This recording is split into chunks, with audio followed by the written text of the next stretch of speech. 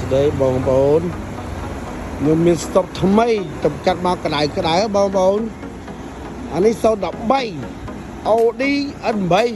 ប្រភេទ VIP អូឡើងស្អាតណាស់អត់បុកអត់ប៉ះអត់ស្ងោរកាត់តទេឯកសារគ្រប់ទឹកឆ្នាំជួសតិចតួចឡើងស្អាតរបកកង់នៅថ្មីណាប៉ុនភាគឡាននៅស្អាតបងប្អូនណាប៉ុនភាគនៅស្អាតអត់បុកអត់ប៉ះទេទៅមើលពីក្នុង VIP បងប្អូនណានេះจะប្រហែលប្រើនៅស្បែកបងប្អូនបើក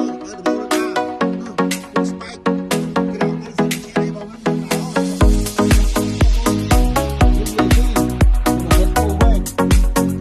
្ញុំជំនាញទៅលើប្រអប់លេខម៉ាស៊ីនរយៈពេល1សប្តាហ៍អត់បុកអត់ប៉ះអត់កាត់ត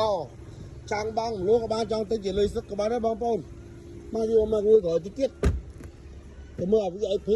ទទួលក្រោយពុកស្បែករបស់វានៅថ្មី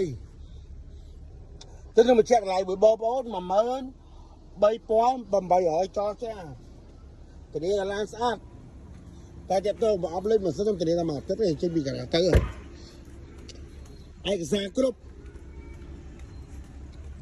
ចង់បងមលួចង់ទៅជាលុយសុទ្ធក៏បានដែរបងប្អូនខ្ញុំធានាថាឡានស្អាតសម្រាប់កង់ថ្មីកិនភីអីអត់មានបុកអត់មានកន្លាប់ឯកសារគ្រប់អត់មានបុកអត់មានប៉ះទេតែតម្លៃខ្ញុំប្រាប់ឲ្យបងប្អូនហ្នឹងតបោបើកតម្លៃវាតែ 13800 ចរចាតែប៉ុនវាដៃជើងវាអត់មានណាកលិតកលាញអត់មានអីទេថាច្បាស់ឲ្យបងប្អូនមើលពុកស្បែកអត់មានលហែកទេហើយតបោក៏នៅបើកដែរ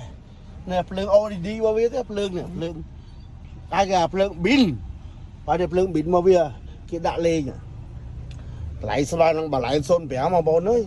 13800 ចរចាទិញលុយសុទ្ធក៏បានចេញបងប្លួក៏បានដែរបងប្អូនបាទអរគុណច្រើនបងប្អូនជំរាបលាបងប្អូន